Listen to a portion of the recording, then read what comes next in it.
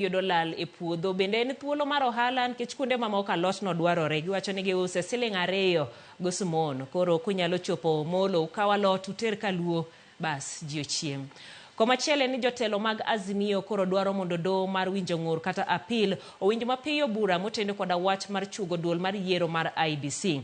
Dwaro ma kama obiro mana tok jang'ad buche mar doho mamalo mogik Isaac Lenaola tudo riwruok mar Azimio koda wach yulo mar chugo duol manyien kaluwore koda ywaruok e kindgi giwegi. Jafwambo marwa Eric Owenga ni kod ler mathoth.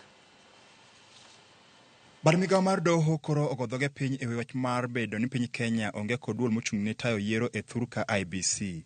Jang'ad buche Isaac Lenaola nosiemo wang' riwruok mar siasa mar Azimio kala kod ywaruok margi ma bende nyaka sani omiyo put mane onego dadho commissioners manyien podi ok ochuogi. Why don't we, for example, have a hashtag appoint IEBC now and spread it?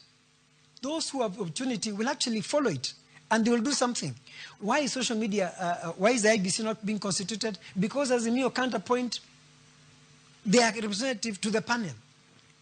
Is that something to hold a country hostage for 2 years? Chenro mar chuogo duol manyien mar IEBC osebedo ka gore landa kuom thuolo malach. Nyangile mag Azimio kata kamano lero ni bar migawo mar doho onego kaw thuolo margi mapiyo mar winjo bura manie nyimgi motenore kod wach ma ywaruok margi no.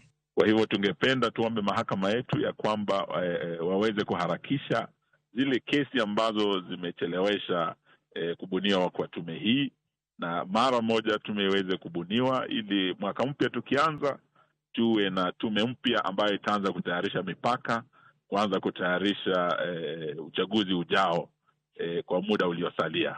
Duond bura mar Wiper kod mano mar National Liberal Party osebedo kalaro thuolo achiel mar bedo jakanyo ya put mabiro goyo kogono commissioners manyien. Aput mabende biro ting'o jokanyo 9 kaloro kod dwaro mar chik. Duond bura mar National Liberal Party seyo mokalo duond bura mar Wiper mabende otele Kalonzo Musyoka midhiero makoro omako jo Kenya gi sani. Kane wadhi e yiero, Azimio parties nobiro 100%. E Azimio sani ndi wan parties 23. ODM ne nitiere, Wiper party ne nitie, Jubilee ne nitiere kod parties maduto te. Ne ji ogombolo ma Dr. Augustus Kielo Muli mar National Liberal Party noyombo candidate mar Stephen Kalonzo Musyoka, Ambassador Kukimuli. Ambassador Kukimuli noyudo kura 7. National Liberal Party candidate Dr. Augustus Muli noyudo kura 16. Ma wayombo ma onge ng'amano kelo ng'ur ma nyaka sani ni wanti nyaka go boke karka mochudi IEBC. Ma boke mar IEBC. Manyiso ni Dr. Augustus Kielo Muli emane oyombo. Mane wawinjore nyaka maber niya nikech Augustus Muli emane oyombo.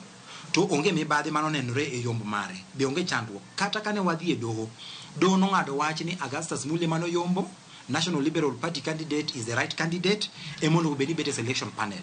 To bang'e wane wachako bedo gi buok ka jo Wiper ochako dhi appeal kendo e High Court ni okonego beni wan wabet ni Dr. Augustus is not qualified.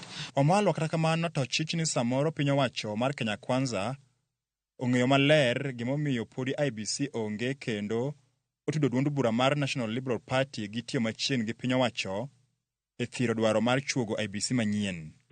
Kama Azimio tulikuwa na kikao tukakubaliana ya kwamba Kokimuli ndio atakuwa mwakilishi wetu kwenye ile panel, lakini ikaonekana ya kwamba kuna wenzetu fulani wanatumika na watu kutoka upande wa Kenya Kwanza ili kurudisha appeal kotini baada ya mahakama kuweza tuelekeza tuweze kukubaliana, na tulikaa tukakubaliana na tukapeleka jina la Kokimuli.